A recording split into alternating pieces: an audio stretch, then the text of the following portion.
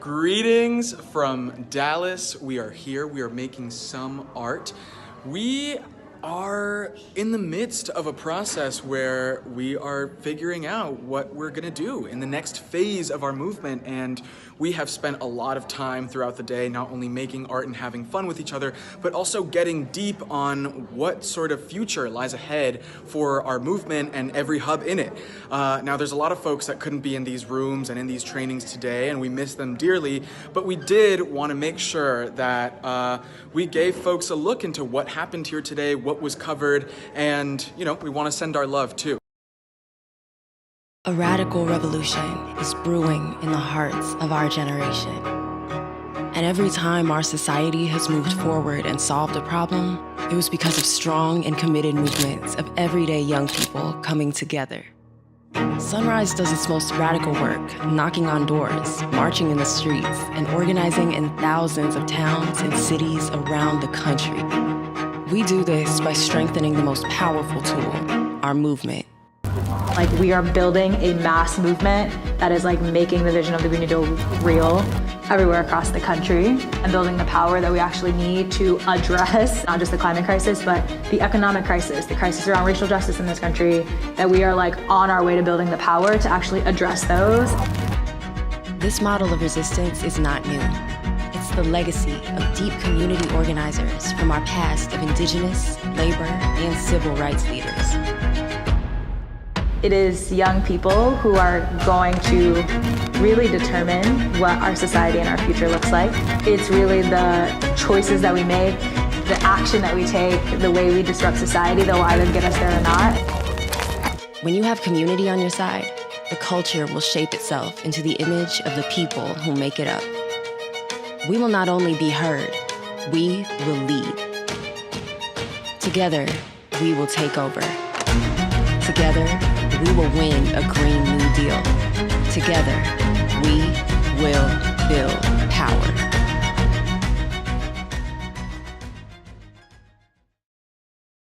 Sunrise over the next few years is going to embark on a journey of building a new base and really getting our movement to a place of power that's needed to win a Green New Deal. And that sort of organizing requires its own theory of change, with new tools and new orientations to power that we need to understand in order for our campaigns to be successful.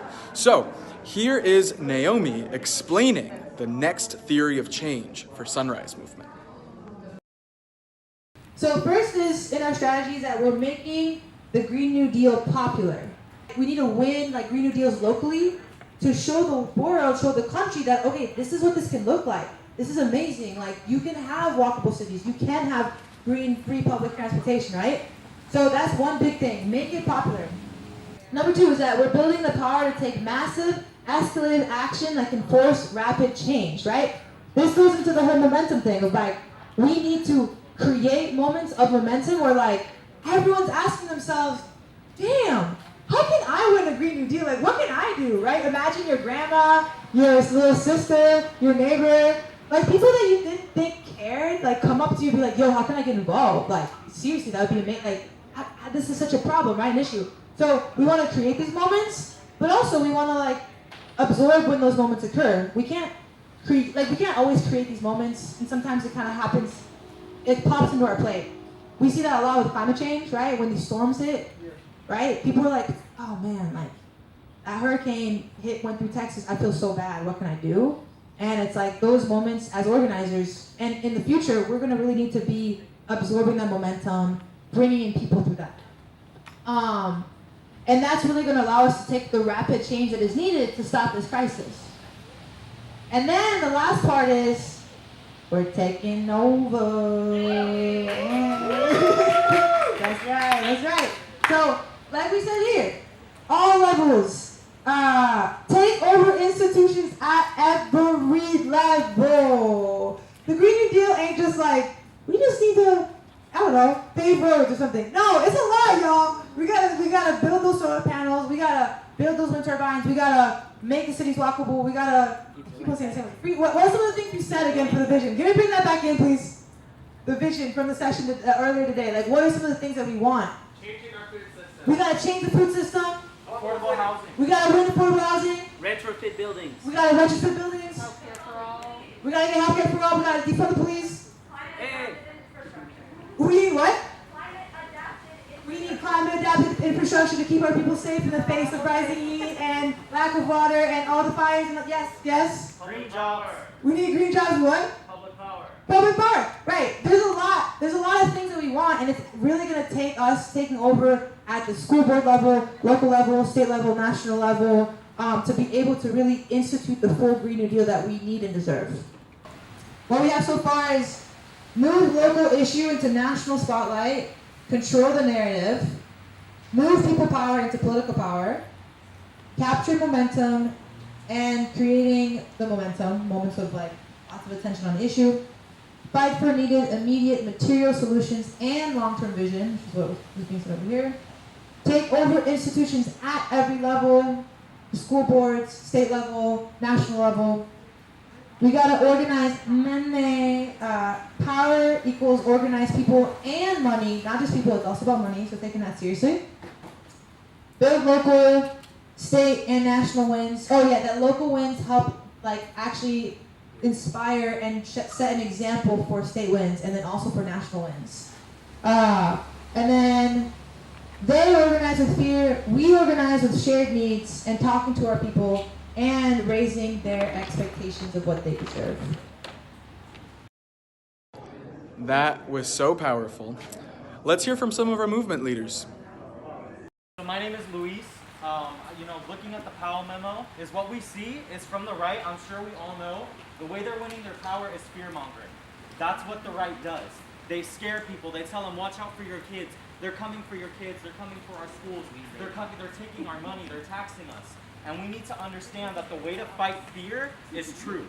So it's so amazing that we're all here. We're having these political discussions, but the importance of it is taking it out into our community. Doing the canvassing and the phone banking is the most important way to fight that fear. And as far as money goes, yes, money's powerful. I'm sure there are no billionaires in this room right now, but whereas they have the money, we have the people, and the people have the power.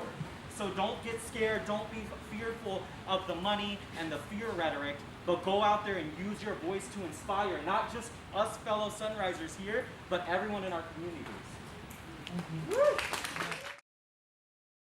And what we need to do as an organization is to go the two-pronged approach of like, yes, we need to provide immediate change, we need to provide mutual aid and actual material changes to people's lives. That way they can get out of this survival instinct of just trying to get from day to day and to actually be involved with us in the cause.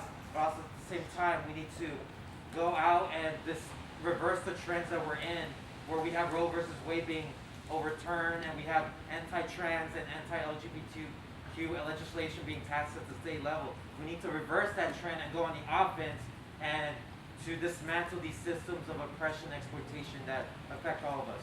So. Hell yeah, that's really good. Yeah.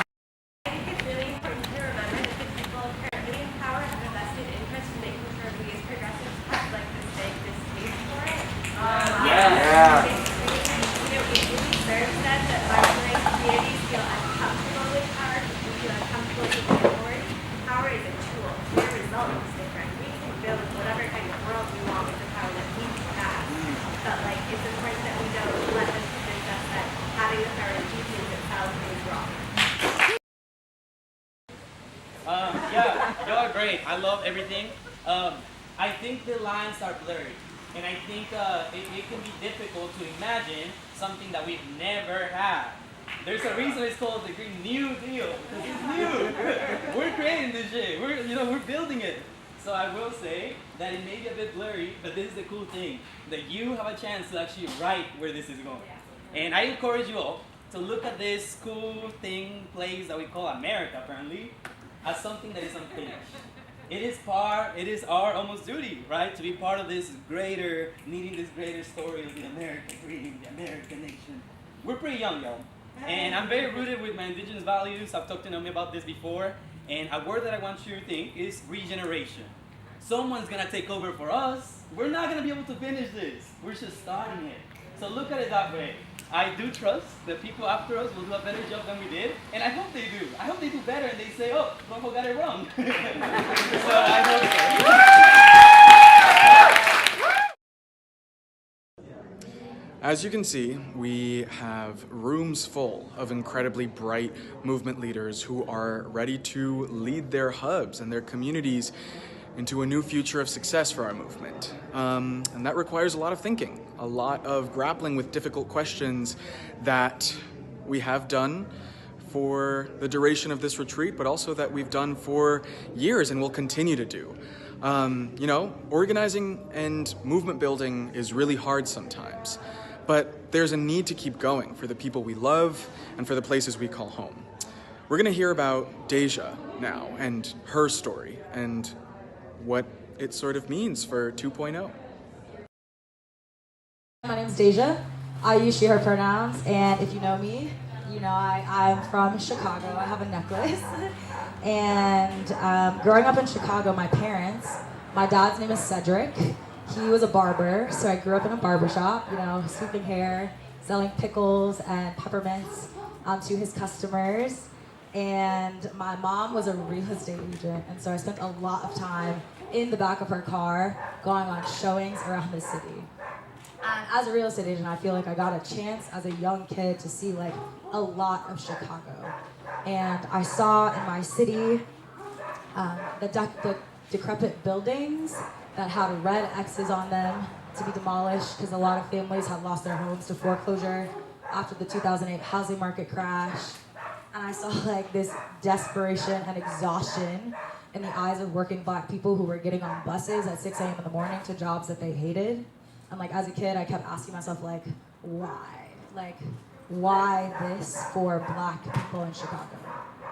And I was also asking myself why as I watched my dad get up at 3 a.m. in the morning to go to a job at Southwest and put bags on planes in Chicago freezing winters. And I was just really like angry at the fact that my dad would get up, put his body on the line for a corporation that like did not give a fuck about him. Also, they could have health care because he did not have that as a barber. And in asking myself this question, why I like had this sort of overwhelming weight on my shoulders, like very angry and upset at the world around me, where I saw the people that I loved and the places that I called home, that there was like nothing that I could do about it. And so I felt like this deep sense of powerlessness. And I felt like I had this choice ahead of me. There's like one where I could sort of sit in that, accept that, be obedient, keep my head down, be the quiet little kid that I was. Or I could find my like power, step into that, and like do some shit about it, the things that like made me very angry and upset. And it was coming to sunrise. I remember watching these kids sort of roll up in Dianne Feinstein's office. They're like little kids, and like demand that Dianne Feinstein take action on climate. And for me at the time, I was like, I didn't even know I could call my senator, let alone like roll up with my friends and make demands. And I was just like, holy shit.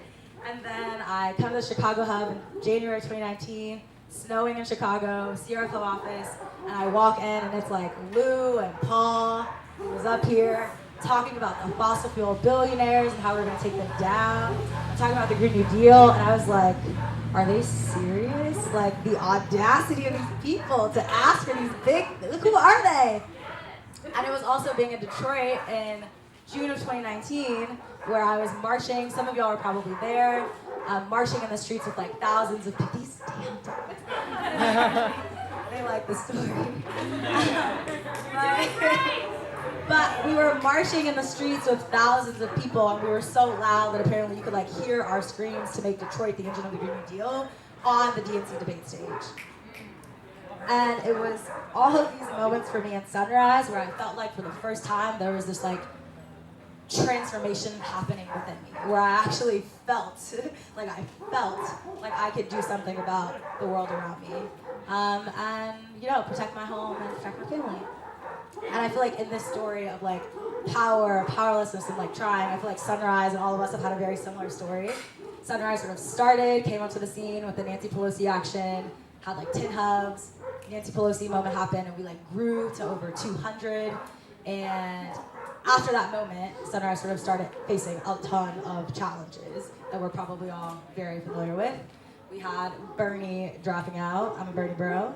Shout out all the Bernie bros.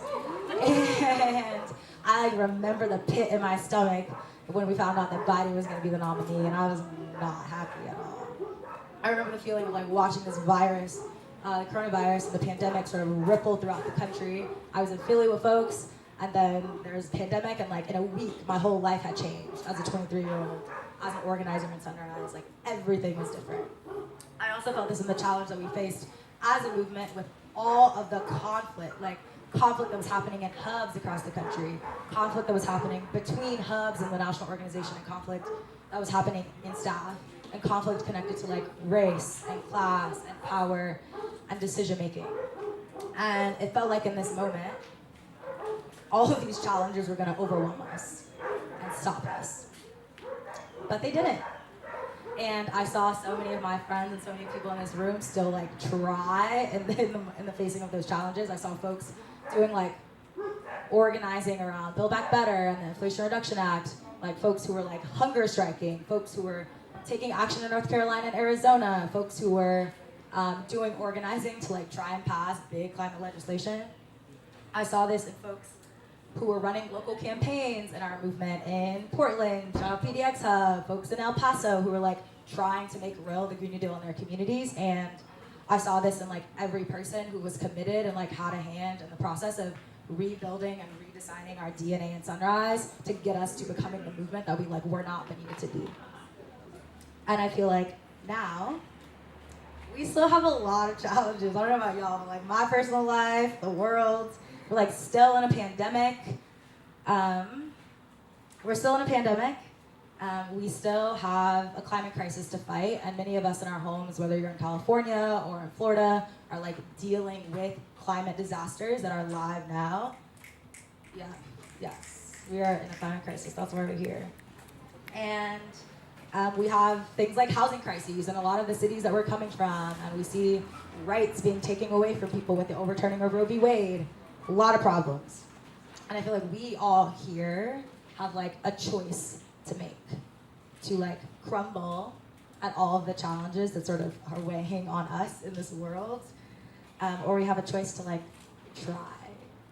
And we have a choice to try to build this really powerful multiracial cross-class movement where I can bring my Black friends in so they can thrive in Sunrise.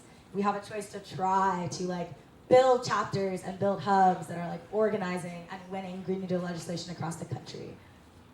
And we have a choice to try to build a world in which like people and planet matter, not profit and corporations. In a world where like everybody has a right to clean air, clean water, good housing, good union jobs. And that's like not the world we're in. And so I'm gonna wrap this story by just like asking you all to do a couple things for me. And the first one is just to just try. There's like a Pink song that's like, you got it? I'm not gonna sing. Yes. Yeah, y'all know it. You know it. Yes. I can't sing. And I'll say like, if you're new and maybe in a hub and like don't know where to go and listen to Paul, Andre, and JC, like try to build out your hub again. If you're in a chapter, I'm like asking you to like really try, even though it's gonna be hard. It's like build a big ass base that's gonna actually win material change for people in your communities. And I know there are maybe folks that are gonna be live streaming this. And so if you're like, I really don't know where to go from here, I'm gonna ask you to text MVMT to 88504. Yes, for other folks who are like watching this. But I think I'll close by saying that like, I every day wake up with the like severity of the challenges that are ahead. My own mental health that has been a challenge at times, the challenge of being a Black woman in this country, the challenge of being a Black woman in this movement, and I'm like still here and I'm still trying. And I think the only way that we get, the only way that we like get to a world where this like vision, like the most radical vision of the Green New Deal becomes a reality is if like every single one of us fucking tries. So I'll say my story.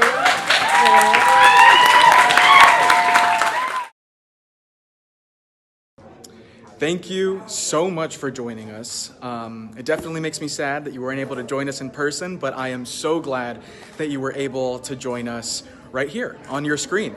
Now, all of us in Dallas are sending you an immense amount of love and solidarity, and that's exactly what we're going to need over these next few years. We are embarking on a journey together to build an unstoppable movement, an unstoppable force of young people that are set to win a Green New Deal. Anyways, keep up the good work, and see you soon. A radical revolution is brewing in the hearts of our generation. And every time our society has moved forward and solved a problem, it was because of strong and committed movements of everyday young people coming together. Sunrise does its most radical work, knocking on doors, marching in the streets, and organizing in thousands of towns and cities around the country. We do this by strengthening the most powerful tool, our movement. Like, we are building a mass movement that is like making the vision of the Green New Deal real everywhere across the country, and building the power that we actually need to address not just the climate crisis, but the economic crisis, the crisis around racial justice in this country, that we are like on our way to building the power to actually address those. This model of resistance is not new. It's the legacy of deep community organizers from our past of indigenous, labor, and civil rights leaders. It is young people who are going to really determine what our society and our future looks like. It's really the choices that we make, the action that we take, the way we disrupt society that will either get us there or not. When you have community on your side, the culture will shape itself into the image of the people who make it up. We will not only be heard, we will lead. Together, we will take over. Together, we will win a Green New Deal. Together, we